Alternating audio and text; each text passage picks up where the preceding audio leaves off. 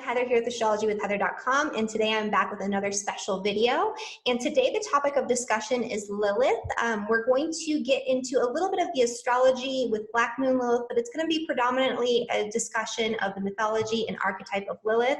And I brought with me my good friend Chriselda Pacheco, who is an ordained Gnostic priestess, and she is an incredible, I like to call her a seer, because what she does is beyond like being a psychic or something like that. She has this ability to really hone in on what's really going on beneath the surface and behind the scenes in specific situations in people's lives and in the world, and what's going on kind of on a global scale with our society. And I'm always super impressed. Like whenever we have conversations, we go on these crazy tangents, and she's just really good at pinpointing what's really going on in a way that nobody else can. And so, you know, her work is really incredible. She works to empower women by facilitating deeper self-awareness and self-knowledge. And she's also a performance artist and does a weekly show called Church on the B-Sides, which examines our moral assumptions. It examines and challenges our moral assumptions about what's right and what's wrong in our society. And it's always very theatrical and fun, and you know, there's music involved and all that. So anyway, that's what who we're going to be talking to in just a second here. But before we bring her on, I wanted to just have a little short discussion about Lilith and astrology and how that applies or doesn't apply to what we're going to be talking about here, because I don't want anybody to be confused about what it is that we're doing. Because Lilith does have like this association with Black Moon Lilith, which is an astrological or astronomical calculation for where the moon would be at its perigee whenever it's in its orbit. And so the perigee of the moon is, or sorry, the apogee of the moon. So it's when the moon is at its apogee. And so when it's at its apogee, it's at its farthest point from the Earth.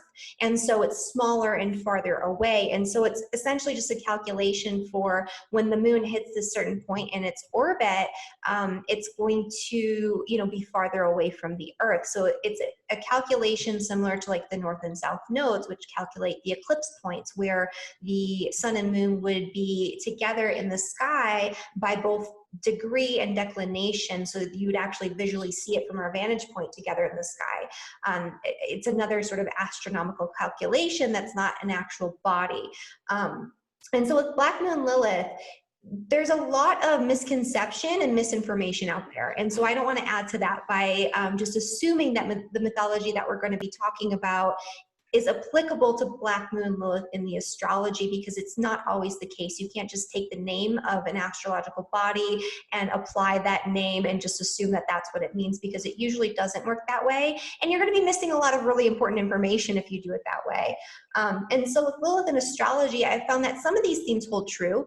There are certainly themes of this sort of, what I like to look at it is in astrology is sort of like the demonized witch, like this person who's sort of cast out of society or who's doing something that is being demonized in some way. I've noticed through my discussions with Chriselda that there's a connection to maybe like the Abrahamic faiths, maybe demonizing something that people who have strong Lilith placements are putting out there, or issues with the Abrahamic faiths on a more of a fundamental sort of internal level. There's also, you know, an energy of like vengefulness that sometimes comes with it too. But other than that, I haven't seen this direct expression of Lilith as the archetype in the astrology that other people might read it as, except in certain circumstances. So we'll talk about that a little bit as we get into it, but I just wanted to do that little sidebar there, just so we're not confusing this archetypal energy with the astrological energy, because those might not be the same. We don't have enough information empirically to decide that just yet. But anyway, so without further ado, I am going to bring on Chriselda Pacheco, and we're going to get into this conversation about Lilith, which is something that she has a lot of deep knowledge about, because she happens to have Lilith on the ascendant in her chart, Black Moon Lilith, and it's an energy that she's been working with for quite some time. So I'm going to bring on Chriselda. Hey. Hi there. I'm like, look at me. Like so wild. Yeah, thank you so much for being here. I'm so excited we're finally doing this. Well, thank you. I know it's been a while, huh? We've been wanting to do this for a minute, so I'm really happy to be here and talking about this, especially with you. So there she is too, by the way. Oh, hey, Here. Lilith. She's hanging out with us. Dun, dun, As she should dun. be. And I love your Lilith earrings. Oh yeah, right. I love them too. I got them for $13. So yeah, they're really fun. But yes, so I'm glad to be here talking about Lilith. Is my deepest passion really for, my whole life, even before I knew it. Yeah. That thing. So how did you get into first kind of just looking into the archetype of Lilith and working with that energy? Like tell us a little bit about your background for people who don't know you. Okay, sure. I want to answer that question with something that's personal, because I think that I can talk here for a while about who Lilith is, and we can mention that too, and the sort of like the mythology of Lilith. But those are things that are easily Googled. People can find those things out. For me personally, I didn't really understand or know who she was, sort of empirically, like myself, until I had my own dark night of the soul, like a very dark night of the soul. And this happened in 2011, 2012, when I had a really, really terrible breakup, and I lost my grandparents. They died. I was really struggling to pay my rent and to pay for basic bills and to survive. And all of that is relevant in answering your question, because at that point, I really, for the first time, asked myself in a more clear, deeply honest way, how the hell did I get here? How did I allow myself to get here? What choices did I make that didn't love myself enough, that I wound up here at this rock bottom, which, I think a lot of us can relate to, hitting a rock bottom. And so when I was at a rock bottom, that's where I felt like, seriously, I always describe it as I met Lilith at the gates of my own hell. Like it's almost like she showed up at that time of my life and extended her hand and said, now that you're here, finally at the doorway of your true self, the true self that in some ways you have not allowed to emerge more fully in your life because of fear of being shamed, fear of being misunderstood, not getting a job, getting fired, whatever, it was all connected to my sense of security and not becoming homeless and so on. But at that point, I was so done with any of that. I just needed to know the truth of myself. And that's where I feel like I met her, if that makes any sense, in an interesting spiritual archetypal way. And I felt that she led me into my own darkness, and she reminded me of who I always was. And it was a really profound experience. So I feel like sharing that truth about my story and about how I met her, or how I started on this journey fully, was in that moment from my dark night of the soul. And she showed up, to help me through it, really. Yeah, absolutely. And so, so you started kind of on this journey after that point. And so what brought you to where you're at right now? Like, what have you been doing with that experience? Yeah. Well, there's so many interesting little things that happened after my awakening on that level. Mm-hmm. One of the things, and I'm sure a lot of your viewers are going to relate to this as well, really hear this and say, oh my God, I know what she's talking about. When you start to really find yourself, and this too, in following sort of the truth of your path, all these synchronicities start to show up. This stuff you can't explain. I mean, you can tell someone else, but it's not going to mean to them, what it's meant to you. And unless it's happening to them or has happened to them, will they understand? And so this is what started happening. After that, all these synchronicities started to happen. And then I was invited to be initiated. And so then that happened. I flew to Miami and I was initiated. And I didn't understand what all that meant either. Like if I was told 2 years before all this happened that this would be happening, I would think I had lost my mind completely. I don't know what that means. Mm-hmm. But to be consecrated as a priestess, what you do is you receive a lot of lineages and energies, from many lineages. Just some of them go back to this antiquity. And it really felt like I got a surge of some kind of energy. And I remember I was having constant epiphanies just every single day. I was having these really incredible dreams. And I suddenly was not afraid to pursue what was always in my heart. And that is ways to truth. What is truth? You know, and I just couldn't stop. It really is still happening. I'm still riding the lightning of that consecration, which happened in 2014. And the death of my grandmother too in 2014 really spurred me to continue to seek the truth behind, you know, women and who we are as women, because she was so suppressed in her generation, to not to be able to speak up. And, you know, women of World War II, that's very different generation than you know, our generation. And so I don't know, it's just this this unquenching desire for truth, right, that I couldn't stop. And so this is sort of, I hope that answers your question. You know, I've been on a deep personal journey to uncover how the hell am I still screwed up? You know, you know, how what assumptions have I made because I have been screwed up? And let me go back and look at that and observe these things. And let me just try to re-alchemize as much as I possibly can. And in doing that, of course, that led me to then say, well, how can I be of service and help other women, authentic women who are truly seeking, not some narky person, not some narcissistic personality where they want to feel like they're the chosen ones, or, you know, there's a lot of that going on, I think, right now.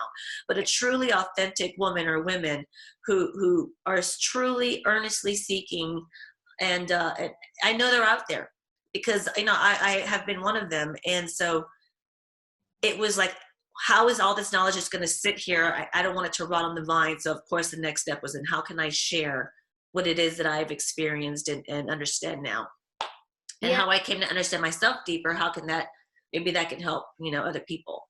Absolutely. And I feel like most people watching this, or a lot of people watching this, can relate to that experience, because that's why more than, I would say most people turn to astrology, especially Western, like modern astrology. Right. They're seeking self-understanding, and they want to better themselves in some way. They want to figure out, what, like, as you said, why they're screwed up, what their assumptions are, how that drives their behavior now, and how can they like fix that or alchemize it, like you said. Yes. And so what do you do with that information? And so what you do is kind of like a really good complement to, you know, what I do with my work in astrology, helping people to uncover what it is that's going on beneath the surface, and then figuring out how to transform that, or what to do with that, that knowledge. And so you're somebody who can help people take that a step further and a step deeper, right? And to work with that energy more effectively. And so, yeah, absolutely. I feel like that's something that a lot of people can relate to. Yeah. And, you know, I think it's really interesting too, that Lilith in astrology is not yet understood. You know, it's still being explored, which is actually very symbolic, you know, about Lilith in general. It's just that she has been the one that has been the least understood, right? She has been the one that's the least seen, the most scapegoated, the most dismissed. Now, I'm not saying that's what's happening in astrology. I'm saying that what's invisible, it was coming to make visible, and people are still trying to understand her. It says a lot, you know. That's a bigger statement than at what surface value. Yeah, we, you know, because I think we are still attempting to understand ourselves.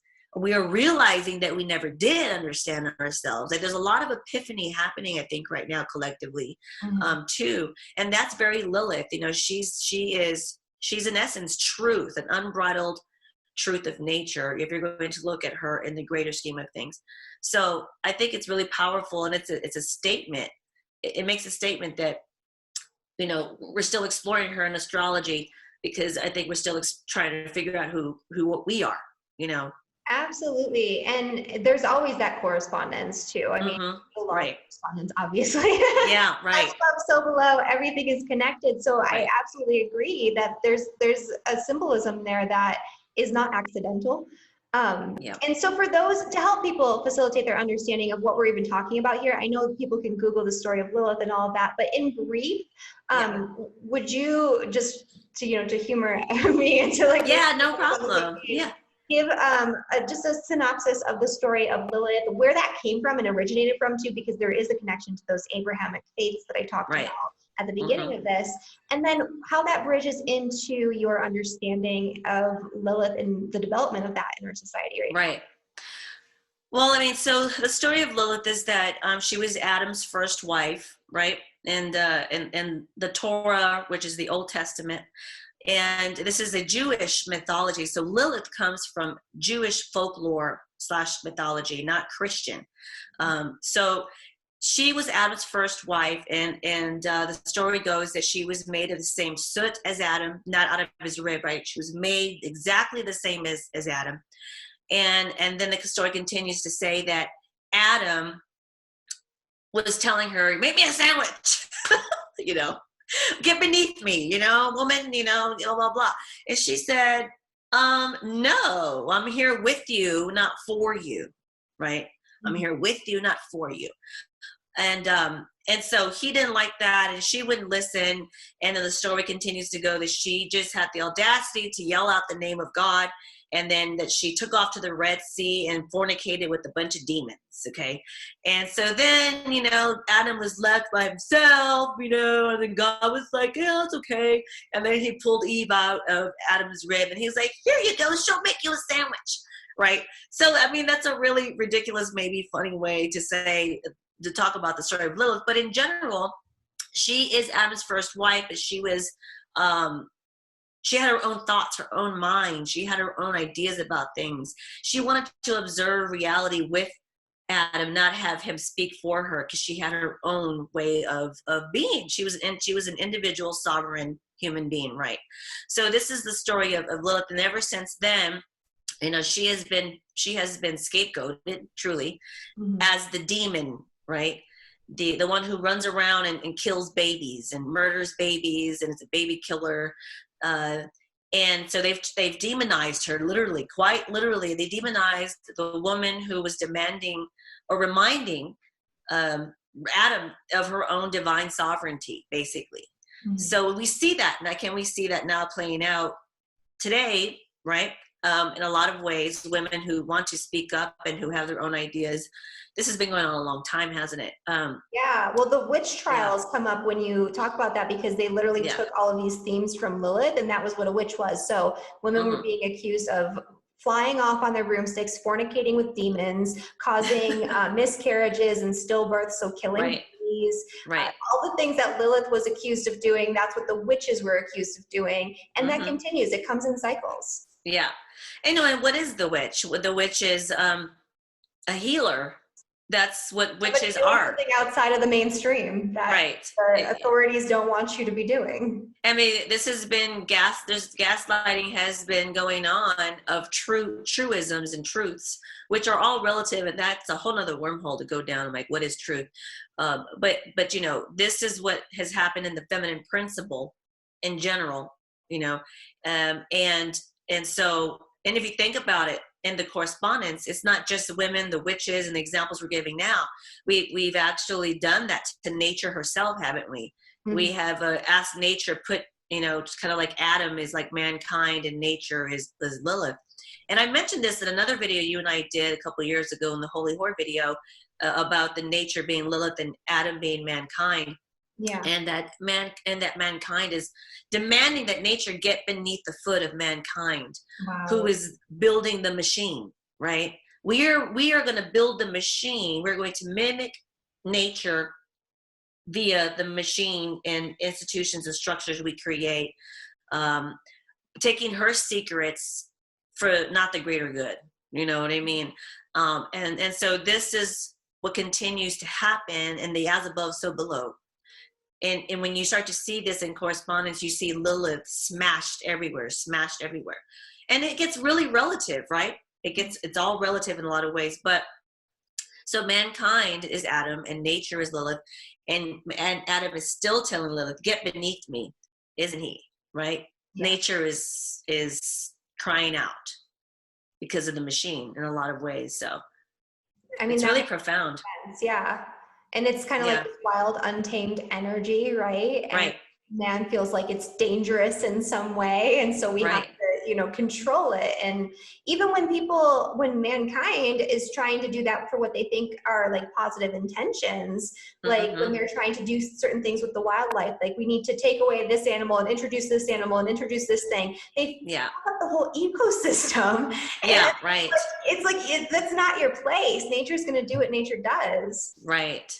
Right. Well, see, that's a very Lilith thing to say. It's not your place. You know, nature's going to be what it is, and I am nature. And I mean, are you going to go to a lion and tell a lion not to roar? You know, are you going to, you know, tell the rain to stop being wet? You know, I always give the example, and I've given this on Church on the B-side several times, where I talk about Abrahamic religion in particular, and you have a Muslim cleric and a Catholic priest and a Jewish rabbi all standing together with eggs in their hands, right? If all three of them throw the egg up in the air, what's going to happen to the egg? It's going to fall for all three of them. So that must be the truth, not what each of them is saying. Okay, yeah. Not the religion that they each represent, because the egg fell for all three of them. So that's where the truth is. What is that? You know, the uncompromising truth of nature is the only universal truth there is. And that's, to me, what Lilith is in the bigger, giant, you know, picture. You know, she's the truth, because she's nature. Absolutely. You know? And so in contrast to that, I know that you have been working on some stuff around like Eve and Lilith. So right. Where does Eve fit into this picture? Because I think that's kind of an interesting topic of discussion. Yeah. So, you know, one of the epiphanies that I had during that whole time that I mentioned, that I fell off, you know, like Humpty Dumpty and cracked my head open in my dark night of the soul, and I was putting myself back together and everything else. One of the epiphanies I had during that time really blew my mind, because I realized that, you know, when people talk about archetypal wars, and I'm sure some of your visitors here, if they are watching your show and into astrology, they probably are also understanding what, you know, archetypes are too, right? And the world of archetypes, and that these are really the forces that are unseen, that are playing the game, you know, in the broader scheme of things.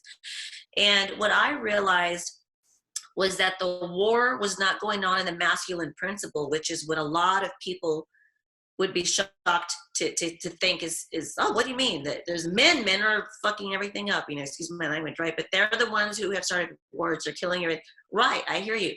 But truly the war is happening in the feminine principle, because there is a hidden war between the archetype of Eve and Lilith. And I like to I have this hashtag I created, enabling Eve, right?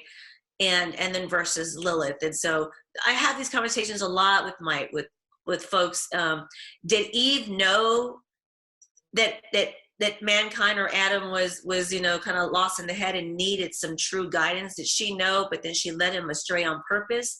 Which is basically what the Christians think, right? That Eve is one who served up the apple to Adam and screwed everything up as a result. Or did she know, or did she not know, is the question. Was she genuinely naive and he used her, or did she do it on purpose to manipulate her way, right? Well, maybe those two things are true at the same time somehow. And what I realized is that Eve, in a lot of ways, is sort of symbolic of the female who is lost and so colonized that she continues to perpetuate and enable all that continues to oppress her without even knowing, you know, in some ways, right? And that gets real tricky, doesn't it? I mean, you know, that's a lot to unpack. But, you know, in general, that's what I think when I think about, but again, the question is this woman just unconscious to this behavior, or is she willfully ignorant? You know, it's the same question.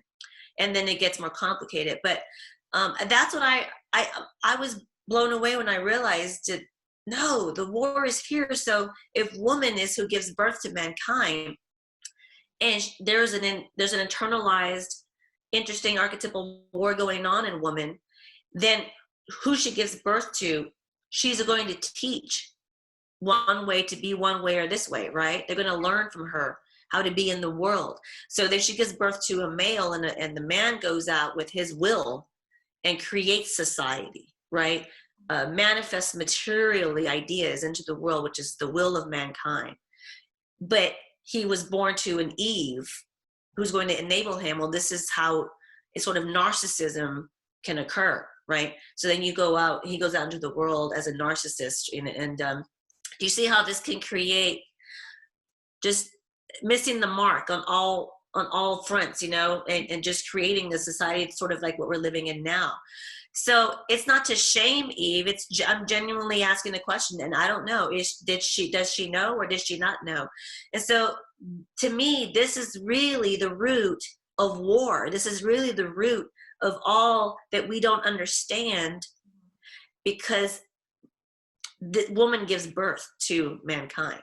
Mm-hmm. And so it's a very controversial thing to say, because it's like I'm picking on the victim or something like that. And that's not what I'm doing. I'm genuinely asking, we have to become self-reflective as women. We have to be able, if we want the world to change, the way we say we do, we have to have the courage and the mettle to ask ourselves some of these questions that are very difficult sometimes to answer. Yeah, well, men didn't create what's going on in the world by themselves. Women played a role in that. So what role did we play? And that's really the question. Right. That's really the question. Are we enabling or are we contributing to it? Because women are contributing to it also. And I feel like there's a lot of blame going on both sides right now, where, the divide and conquer strategy is very effective, and that's what's been perpetuated in the mainstream media and in our culture right now, especially when it comes to like men versus women. And so it's like everything is men's, problem, especially like white men did everything. Well, how did, it's a small population compared to the rest of society. How were they able to do all of that? Like, what is, were we unconsciously or consciously supporting or enabling that action to take place? Like, it doesn't just happen only from that. Oh my God, let me tell you what. And as a minority female myself, like I have some controversial views, but I think that, we can get into that. You know me, I can go here. It's like, we should get into that, but because again, the whole idea of Lilith is very relative. Again, it's again, like Einstein's correct, everything's relative. We can talk about that now or another time, whatever, but that's really profound. And that's actually why I want to start with Lilith and helping. I always feel a little weird when I say helping women, because I feel like I don't have all the answers, I don't have all the answers. I don't know everything. I do know what worked for me. And I hope that what I'm developing might inspire other women and might actually work for them too, and unpacking, returning back to their true selves as well. And I say that in response to what we're talking about, this chaos in the world, because we have to now become our own heroes. We have to unpack this stuff so that we can see through the propaganda of the machine, what is really inside of that that's true, and what's the fluff, because we can't always throw the baby out with the bathwater either. So you have to be able to consider information and understand what truth is, and how to sort of check it up against truth, so that you can see what pieces in there are trying to trick you, and what pieces in there are actually true, truisms with integrity is more of what I'm trying to say here. Yeah. So it's important, and I want to be able to do that with women, because it's time. It's time that we take responsibility. If we want all this equality, right? Whatever that is, and don't get me started on that either. But it's you have to take responsibility. Yeah.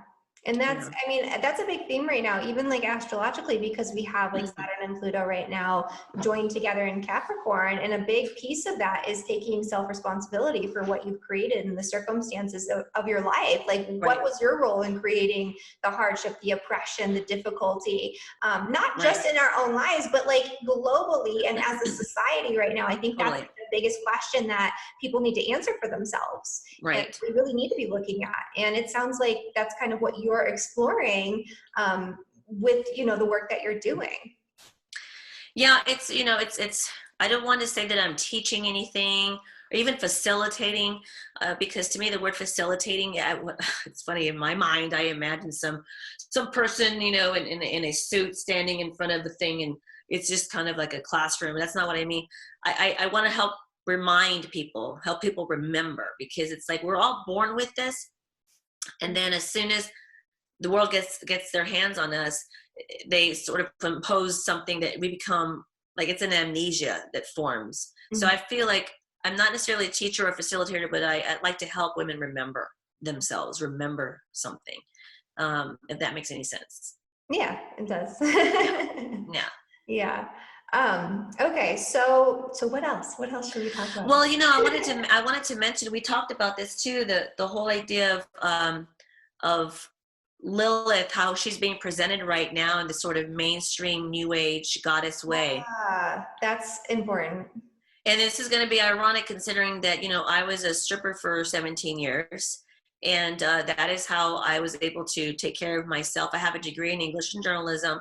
But as I was doing an internship at Mother Jones Magazine too, which is a huge national magazine out of San Francisco, I couldn't afford to do a full-time unpaid internship. So I started dancing there.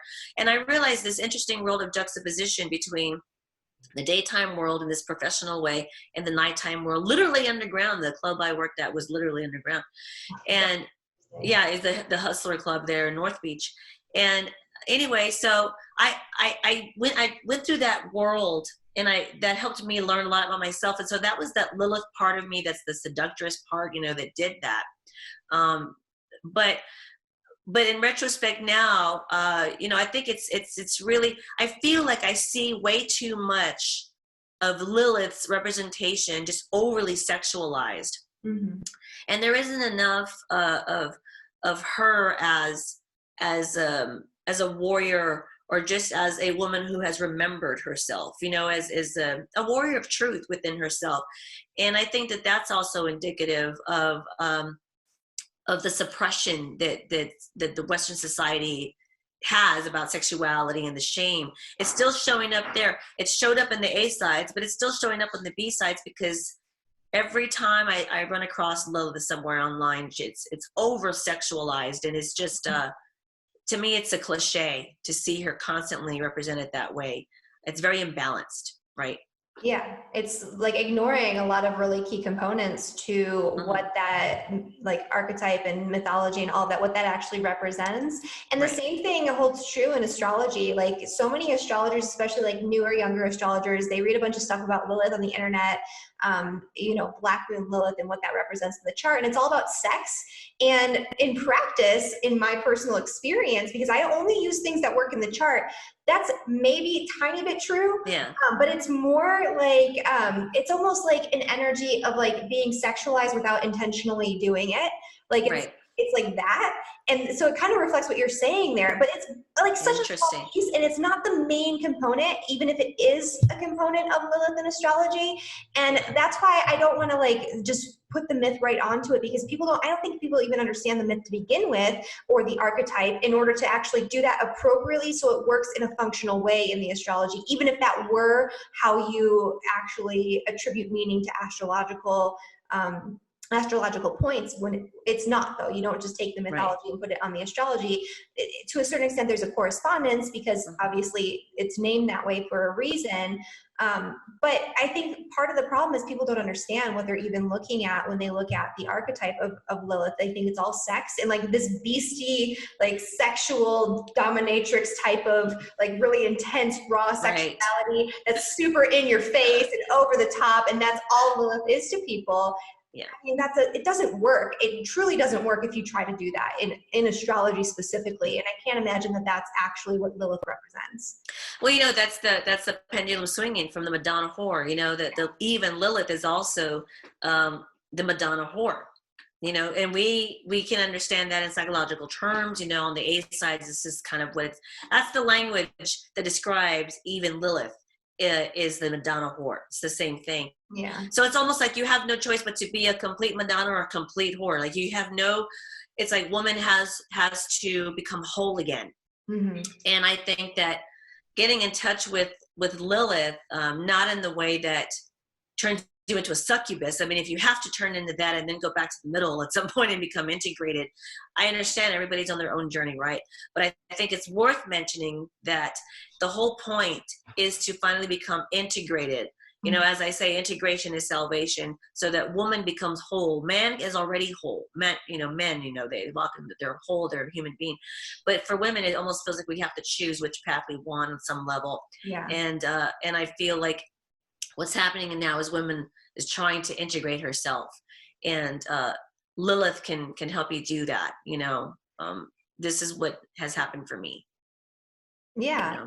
Yeah, absolutely. And so that's definitely an important component to all of this. Yeah. So is there anything else you want to discuss involving like Lilith in particular? No, not necessarily. I mean, I think I've said it all. I just really want to just encourage women who are listening, who might be feeling like this is resonating with you. It's very scary because a lot of times women have built their whole life around people outside of them, not around themselves, right? Mm-hmm. A man, their children, and so on. And it's really scary to think about, oh my God, if I start to really truly become myself, I might lose all of this. And you might, right? Mm-hmm. So that's there's no sugar with that, and it's just the raw truth. You might, but if you really can see yourself doing it and take the steps to do it slowly, then you can reclaim yourself. And I think that that's ultimately what we're all here to do, is sort of not shame ourselves about the collateral damage in our lives because of decisions we've made when we were Eve or when we were colonized or afraid. Mm-hmm. Not to shame ourselves, but to understand why and give yourself compassion for those things. I mean, I've had to do that. I continue to do it. Mm-hmm. This isn't something that stops because I had this epiphany. It's a constant work, and it's a constant work for all of us. Mm-hmm. So yeah. And that's definitely a big fear. I mean, for men and women alike, like putting yourself out there and being true to yourself and all of that. I mean, that can get you in a lot of trouble these days, first off. And yeah. You'll be cast out of the Garden of Eden, right? You're no longer right. now the demon. Yeah, so, it's real.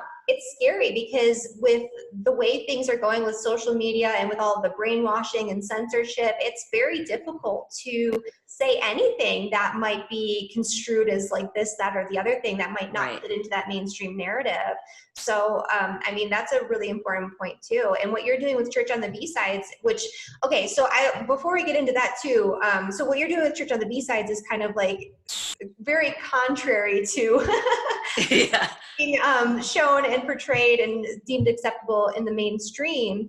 And I think we should explain for a second though what the B-Sides are, and then I want to talk a little bit about what you're doing with Church on the B-Sides. Because A-sides and B-sides, that's a term that you kind of... I use all the time. Yeah. Well, I came up with that because I've lived such a B-sides life, and I understand that I never had any children. I'm how old am I? 46. I'll be 47 in June. And I've never been married. I am in a relationship right now. I'm very happy too. It's just a really interesting time in my life, but for the most part, I have lived a very B-sides life where I've worked in an underground economy, as a dancer, as a stripper. And also doing that gave me access to people's minds and who they really are in ways that I don't think I would have had access to at the water cooler at my 9 to 5, when we're meeting in the lunchroom, I mean, I'm meeting people when they're drunk and trashed. And then as a stripper, I'm a person in society, unfortunately, and all strippers, it seems like to me, are, they don't matter to people, unfortunately, it's an awful truth when they go into that environment. So they don't care how they behave. They show you who they really are. And after 17 years of that in different cities, I've collected a lot of data that shows me the kind of collective archetypal personality of the Western male, right? And the Western female too. And so to me, it's the stripping. Yes, that's a B-sides way of making a living. But if you look deeper than that, I've had access to that archetypal truth of who we really are as a result of that direct experience too. So it's almost like, you know, I talk to my friends who have been in the military where I feel like I'm coming back to civilization, or like what are the people called that are not on the military base? Civilian life. Civilian. Like, I feel like I'm going into a civilian life after like almost 20 years of being on the B sides. So that's what I mean when I say A sides or B sides, is that.